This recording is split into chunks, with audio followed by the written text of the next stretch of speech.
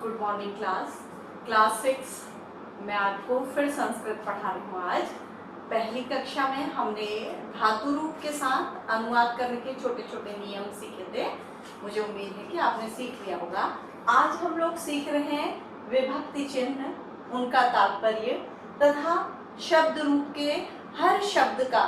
शब्द रूप में आपने देखा होगा बहुत सारे, बालक के भी बहुत सारे शब्द हो जाते हैं, तो उन शब्दों का विभक्ति चिन्हों के अकॉर्डिंग क्या अर्थ होता है। क्योंकि आपकी परीक्षा में जो प्रश्न होते हैं बच्चों वो इस तरह से आते हैं, जैसे आता है करण, कारक की विभक्ति तथा चिन्ह बताएं।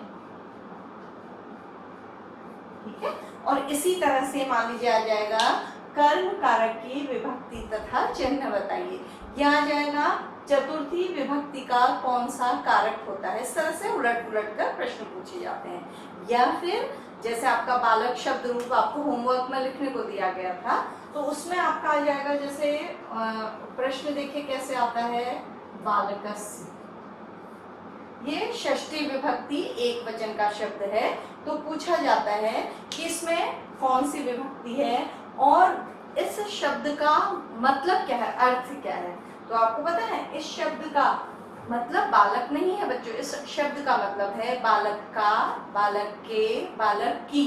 तो ये सारे प्रश्न आप कैसे करेंगे, आपको कैसे समझना है, वो आज आपको कक्षा में पढ़ाया जाएगा। तो सबसे पहले हम विभक्ति चिन्हों को आपको पढ़ाते हैं।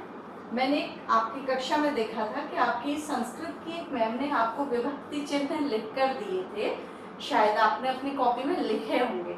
और अगर बच्चों नहीं लिखे हैं तो आज की कक्षा में से उन विभक्ति चिन्हों को आप अपनी कॉपी में लिख लेंगे। कारक, विभक्ति चिन्ह और उनके जो चिन्ह हैं उनको आप अपनी कॉपी में लिखेंगे। ठीक है, तो सबसे पहले हम सीखते हैं विभक्ति चिन्ह। ठीक है, तो सबसे पहले होता है विभक्ति, कैसे लिखा जाता है ये देखिएगा, फिर कारक और फिर चिन्ह। चिन्ह मतलब वो साइन जिनसे हम इन कारकों को पहचानते हैं। ठीक है, ये आपने मुझे लगता है कि 5th क्लास में भी पढ़ा होगा। तो विभक्ति है प्रथमा, ठीक है, कारक है कर्ता और चिन्ह है ने। ठीक, द्वितीया कर्म को। मुझे लगता है आपने अपनी प्रीवियस क्लास में शायद इस तरह से याद किया होगा, कर्ता ने कर्म को, लेकिन अब आप थोड़ा सा बढ़कर उसको इस तरह से याद कर लीजिएगा। प्रथमा कर्ता ने, द्वितीया कर्म को, तृतीया करण से, जैसे मैं लिखते जा रही हूँ पूरा इस तरह से याद कर लीजिएगा बच्चों। इससे अनुवाद करने में भी सुविधा होती है और जो हम रूप में, शब्द रूप के विभिन्न शब्द होते हैं उनको जानने में भी आसानी होती है। और एक बार ये याद हो जाता है तो ये हमारे 10th तक भी काम आता है। 10th में हमें पद परिचय करना होता है तो उसमें कारक हमारे उसमें भी काम आते हैं और हर कक्षा में काम आते हैं आपके। तो तृतीया करण से, और यहाँ पर ब्रैकेट में लिख देंगे साधन। ठीक है, और चतुर्थी, आप इनको लिखना भी सीखेंगे इसलिए मैं आपके सामने सबको लिखती जा रही हूँ। चतुर्थी संप्रदान के लिए, ये सारे चिन्ह हैं बच्चों। ठीक है, पंचमी अपादान से। अब देखिए यहाँ भी से है, यहाँ भी से है, लेकिन दोनों से का जो प्रयोग होता है वो अलग अलग अर्थों में होता है, तो उसे हम लिख भी देते हैं अलग। सेपरेशन में इसका यूज किया जाता है तो हमने उसके साथ लिख दिया षष्ठी। ठीक है, संबंध, संबंध का, के, की, इसके अतिरिक्त रा, रे, री भी होता है बच्चों, तो ये द्विजित में है। ठीक, फिर है सप्तमी अधिकरण में पर, ऊपर, आप देख पा रहे होंगे ठीक से। फिर है अष्टमी संबोधन हे, हो, अरे।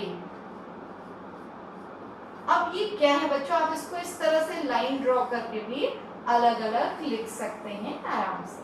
ठीक है, तो इनको मैं एक एक करके बताते जाऊंगी। ये विभक्ति जो है बच्चों एक तरह से गिनती है, संस्कृत की गिनती है। 1 2 3 4 5 6 7 8। ठीक है, अब आप देखेंगे सिमिलैरिटी जो आपके शब्द रूप होते हैं उसमें भी ये प्रथमा, द्वितीया, तृतीया, चतुर्थी, पंचमी, षष्ठी, सप्तमी, अष्टमी लिखा जाता है।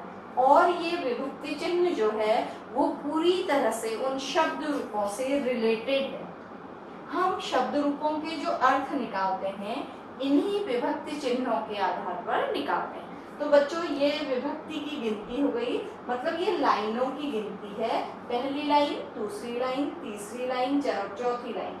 जैसे आपको कहा जाएगा बालक के रूप चतुर्थी विभक्ति में लिखो, तो आप चौथी लाइन लिखेंगे उसके लिए। और उन विभक्तियों में कारकों के क्या नाम होते हैं।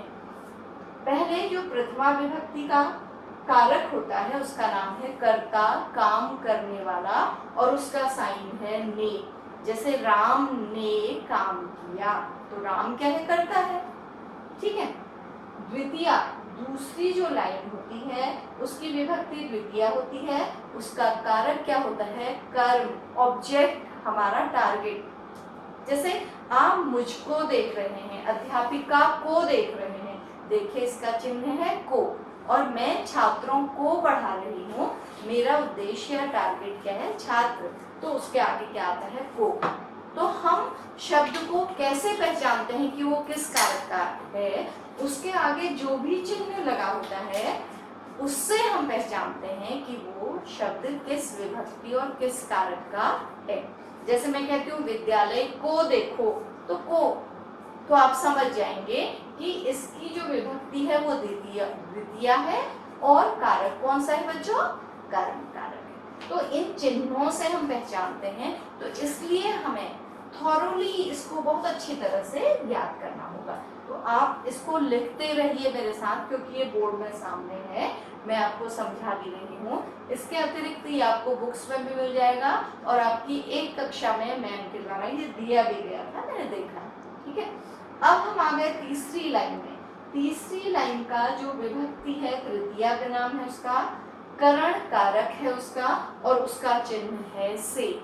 यह है साधन किसी काम को करने का। जैसे मैं पेन से लिख रही हूँ, कलम से लिख रही हूँ, डस्टर से मिटा रही हूँ। पहले मेरा लिखने का साधन क्या है बच्चों, ये पेन, और मिटाने का साधन क्या है, डस्टर।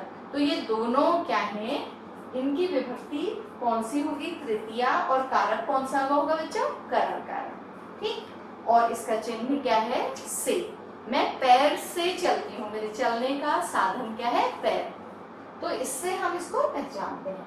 फिर हम आएंगे चतुर्थी विभक्ति में। इसका जो कारक है वो संप्रदान है, देना, किसी के लिए कुछ करना। जैसे लड़के के लिए पुस्तक, किसी के लिए कुछ करते हैं तो उसका कारक संप्रदान होता है, और उसकी विभक्ति कौन सी होती है, चतुर्थी। ये रिलेटेड है एक दूसरे से, ये एक दूसरे के साथ मर्ज नहीं हो सकते, ऊपर नीचे नहीं हो सकते।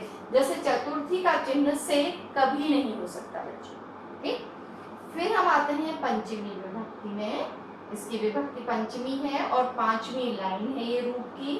इसका अपादान कारक होता है और चिन्ह होता है से। अब कंफ्यूजन का टाइम है कि से यहाँ भी था, लेकिन दोनों से बिल्कुल अलग है। पहले में मैंने कहा था कि मैंने पेन से लिखा, अब मैं क्या कहूँगी पता है, हाथ से पेन गिर गया। हाथ से पेन क्या हो गया, अलग हो गया, सेपरेट हो गया। तो अलग होने के अर्थ में पंचमी विभक्ति होती है और कारक कौन सा होता है, अपादान कारक होता है। फिर हम उसके बाद आते हैं छठी लाइन में षष्ठी विभक्ति में, और उसके कारक का नाम है संबंध, रिलेशन। जैसे मैं कहूं कि उसका भाई, मोहन का भाई, तो चिन्ह आएगा का। फिर मैं कहूं छात्रों के पिता, क्या आया, के। फिर मैं कहूं राम की माताजी, तो इस तरह से का, के, की, या तुम्हारा भाई, रिलेशन है तुम्हारा और भाई के बीच में, तुम्हारे पिता, तुम्हारी माताजी। तो ये का, के, की, रा, रे, री, ये जो चिन्ह है ये संबंध कारक का है और इसकी विभक्ति कौन सी है, षष्ठी। किसी तरह से आप इसको कह सकते हैं, ठीक। फिर हम उतरते हैं सातवीं लाइन में सप्तमी विभक्ति, जिसका कारक होता है अधिकरण। अधिकरण मीन्स बेस, आधार। अब मैं पेन के एग्जाम्पल से आपको बता रही हूँ बच्चों। ये मैंने पेन हाथ में रख दिया, मेरा हाथ इस पेन का बेस है, और मैं अपने घर के फर्श में खड़ी हूँ, तो मेरा बेस क्या है, फर्श। आप सोफे में बैठे हैं, चेयर में बैठे हैं, चारपाई में बैठे हैं, तो जिसमें बैठे हैं वो आपका बेस है, तो उसका अधिकरण कारक होता है सप्तमी विभक्ति होती है, और उसका चिन्ह क्या होता है, मैं, पर, ऊपर, हाथ पर, हाथ के ऊपर, हाथ में या हाथ पर। पेड़ पर चिड़िया बैठी है, तो चिड़िया का बेस क्या है, पेड़ है। फिर मैंने कहा शाखा पर चिड़िया है, तो चिड़िया का बेस क्या हो गया, शाखा। अब मैं कहूँ कि गार्डन में चिड़िया है, तो चिड़िया का बेस क्या बदल गया बेटा, गार्डन हो गया। तो ये सब सातवीं लाइन में होते हैं ये रूप। इनका कारक अधिकरण कारक होता है और इनका चिन्ह होता है मैं, पर और ऊपर। हम इन चिन्हों से इनको पहचानते हैं कि कौन सा कारक होगा। मान लीजिए किसी सेंटेंस में है कि घर में पिताजी रहते हैं, तो पिताजी का बेस क्या है, घर। तो मैं चिन्ह से हमने पहचाना कि ये अधिकरण कारक है और सप्तमी विभक्ति है। अब हम आते हैं आठवीं लाइन में, अष्टमी विभक्ति है आठवीं। ये रूप भी आपको आठवीं लाइन में मिलेंगे। इनका जो कारक है संबोधन है। संबोधन का मतलब होता है टू कॉल समवन, किसी को पुकारना, किसी को बुलाना, किसी को संबोधित करना। तो इसका चिन्ह होते हैं हे, भो, अरे। हे लड़के इधर आओ, हे राम मुझे बचा लो।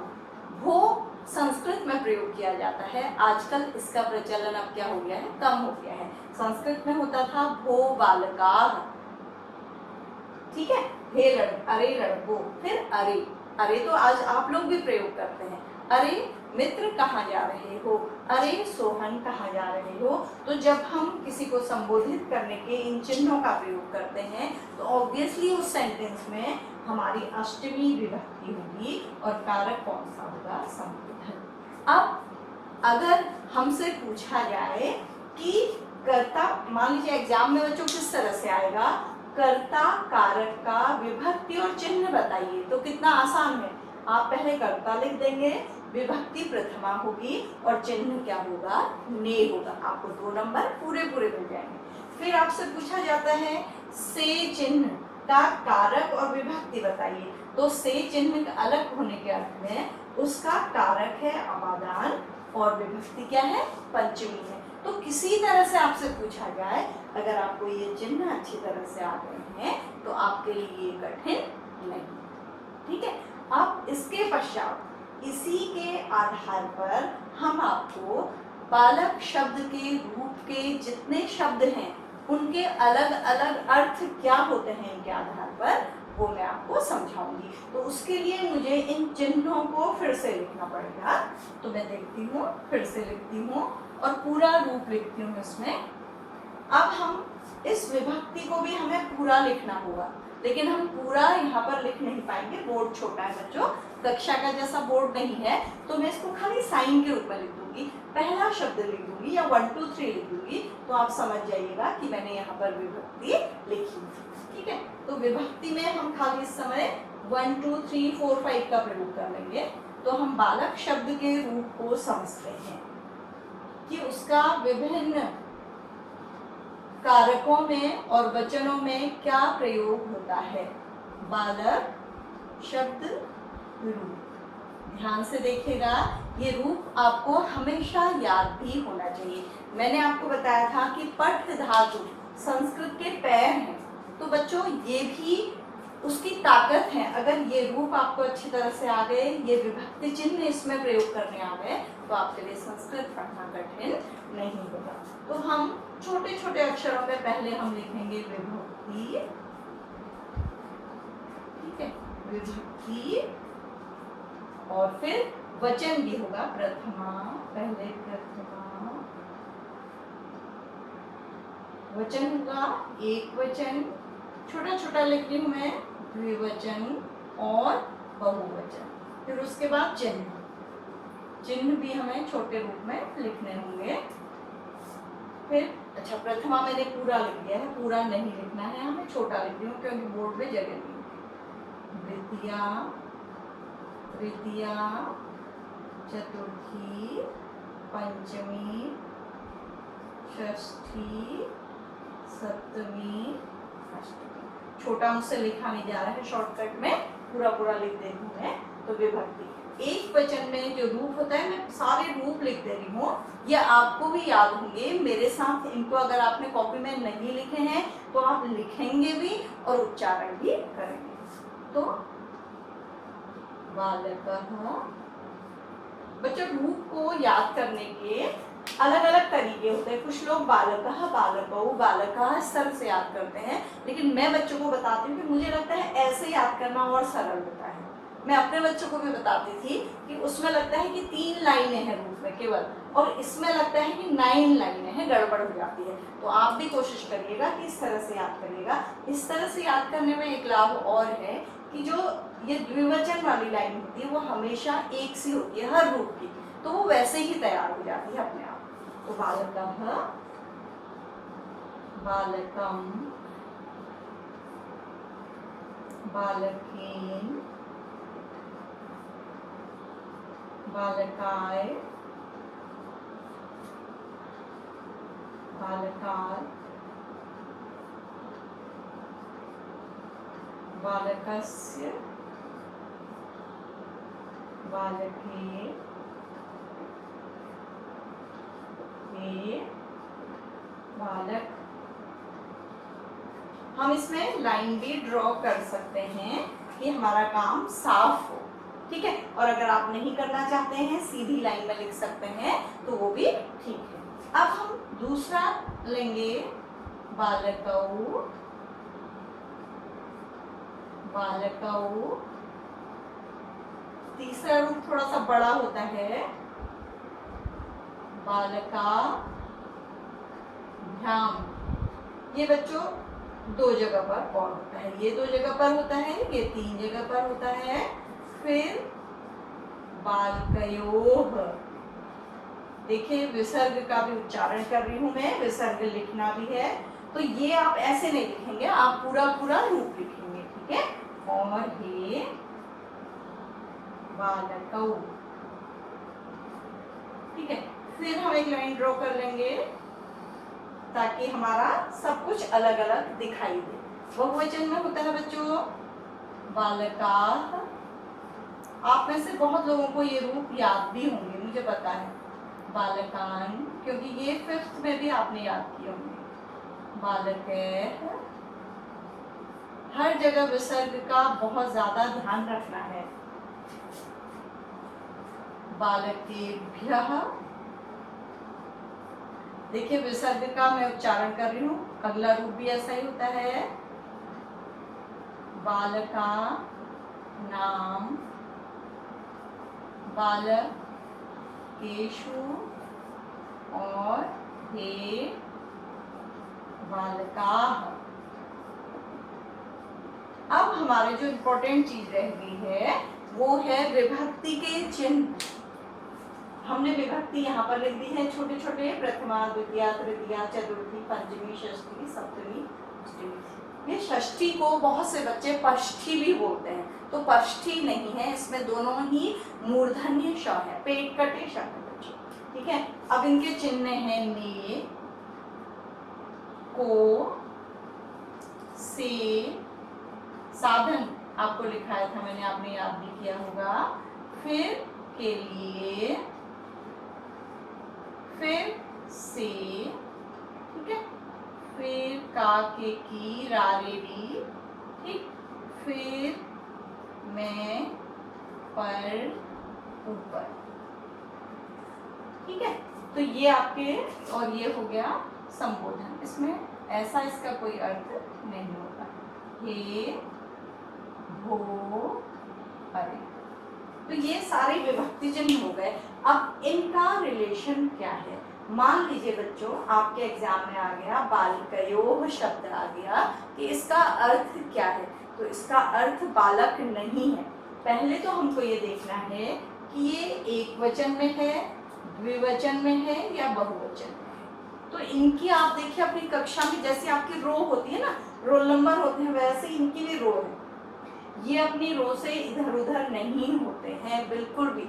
मान लीजिए आपको एग्जाम में रोल नंबर वाइज बैठाया है तो आप अपनी सीट नहीं बदल सकते हैं, तो ऐसे ही ये रूप भी अपनी सीट, अपनी प्लेस कभी नहीं बदलते हैं। और अब मैं आपको बता रही थी कि सबसे पहले आपको ध्यान देना है कि ये शब्द जो एग्जाम में आया है वो किस लाइन से लिया गया है। मान लीजिए एग्जाम में दिया गया है आपको बालकयोः शब्द और कहा गया है कि इसका अर्थ बताइए, तो इन सबके अलग अलग अर्थ हैं बच्चों। जैसे ने चिन्ह है वो एक वचन के साथ भी लगेगा, द्विवचन के साथ भी, बहुवचन के साथ भी, और इसका अर्थ हो जाएगा एक बालक ने, दो बालकों ने और अनेक बालकों ने।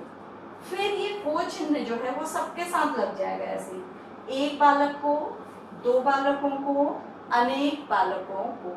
तो इनके अर्थ आप देख रहे हैं सबके अलग अलग अर्थ हैं और हर जगह पर बदल रहे हैं। किसके अकॉर्डिंग बदल रहे हैं?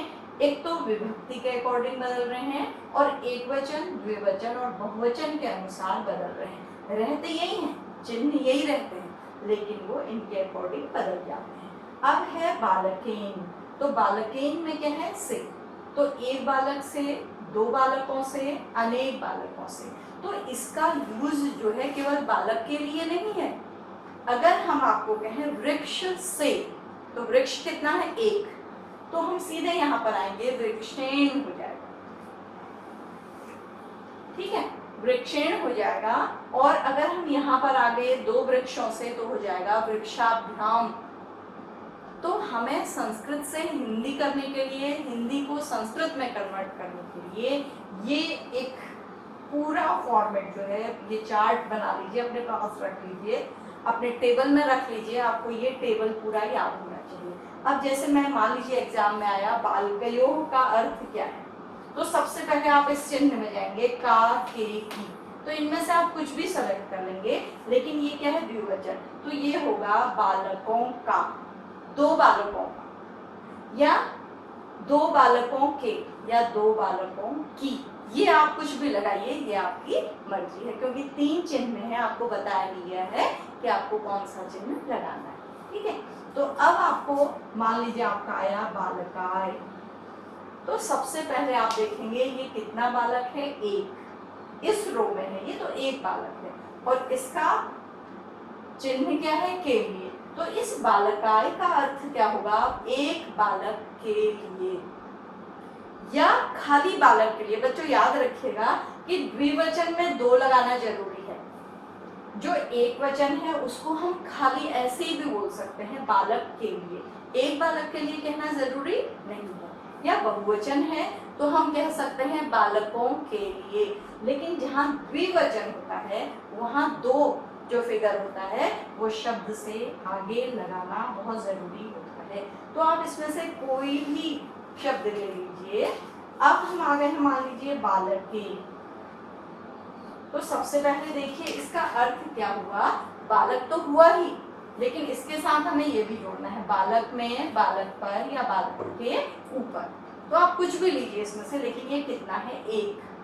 तो आप लिखेंगे बालक पर, या एक बालक पर भी लिख सकते हैं। तो इन शब्दों के अर्थ इन विभक्ति चिन्हों को लगकर बदल जाते हैं या अलग अलग हो जाते हैं। विभक्ति चिन्ह वही रहेंगे, बस ये जो नंबर हैं इनके ये बदल जाएंगे। तो इनका मैं पूरा अर्थ एक बार आपको बता देती हूँ। एक बालक ने, दो बालकों ने, अनेक बालकों ने। एक बालक को, दो बालकों को, अनेक बालकों को। एक बालक से, दो बालकों से, अनेक बालकों से। ठीक है। चतुर्थी में एक बालक के लिए, दो बालकों के लिए, अनेक बालकों के लिए। मैं यहाँ से देख के कर रही हूँ, आपको यहाँ से देख के करना होगा, मुझे पता है, लेकिन आपको पहले यहाँ से ऐसे प्रैक्टिस करनी होगी। एक बालक से अलग होने के अर्थ में है, सेपरेशन में। दो बालकों से, अनेक बालकों से। इसका प्रयोग कब होता है?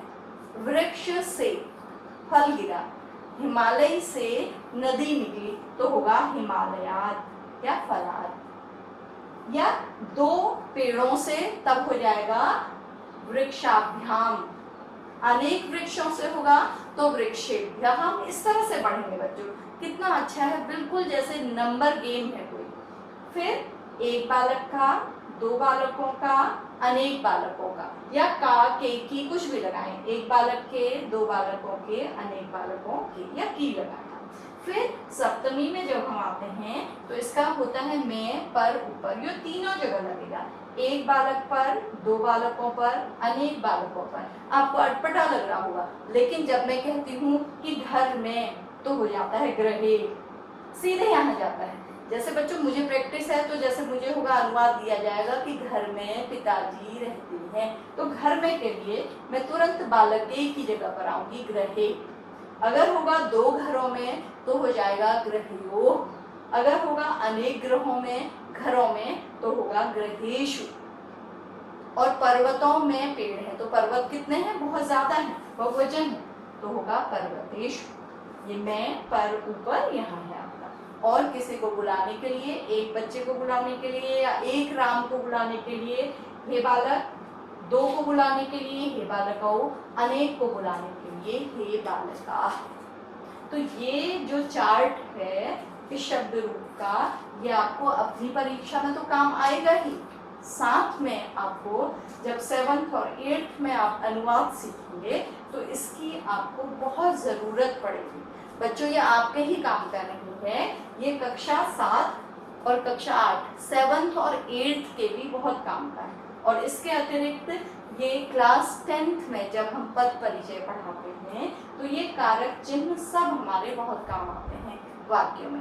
मान लो मैं कहती हूँ घर में अध्यापक रहते हैं, तो बच्चों से पूछा जाए घर में कौन सी विभक्ति है, तो आप यहाँ से ढूंढ कर कहेंगे कि कौन सी विभक्ति है, सप्तमी विभक्ति।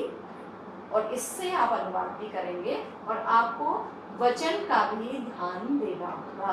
तो बच्चों आज हमने सीखा कि विभक्ति चिन्ह क्या हैं, उनके कारक क्या हैं, उनके जो चिन्ह हैं उनका क्या तात्पर्य है, और फिर मैंने आपको सिखाया कि बालक शब्द के रूप में विभक्ति चिन्ह या कारकों का प्रयोग किस तरह से होकर उनके रूप क्या हो जाते हैं, बदल जाते हैं। तो इस तरह से हमारी कक्षा समाप्त हुई। प्रश्न कैसे आएंगे आपको समझ में आ गया। मैं एक बार और बताती हूँ आपको ये वाला प्रश्न। जैसे मैं इतना मिटा लेती हूँ क्योंकि बोर्ड में बहुत जगह नहीं हुई है। परीक्षा में दिया जाएगा कि निम्न शब्दों के अर्थ बताएं। दे दिया जाएगा बालकेन, ठीक है। फिर दे दिया जाएगा बालकस्य, फिर दे दिया जाएगा बालकः। इस तरह से आपको 5 शब्द दे दिए जाएंगे। तो आप बालकेन के लिए आपको कहाँ जाना